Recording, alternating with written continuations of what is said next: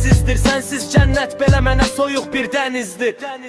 Sən mənim mən dərin yaram, həm də tək məlhəmim. Bu rap deyil, sadəcə ürəkdin tüm bu qəmim. Gözlərdən uzaqsan amma ruhuma çox yaxın. Sən gibi müharibədir, mən isə tək axır. Sükutun səsini dinlə, orada adım var.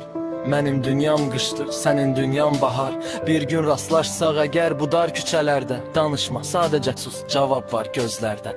Bəzən düşünürəm, görəsən dəyərmi bu qədər? Hissləri qurban verib elədi hədər.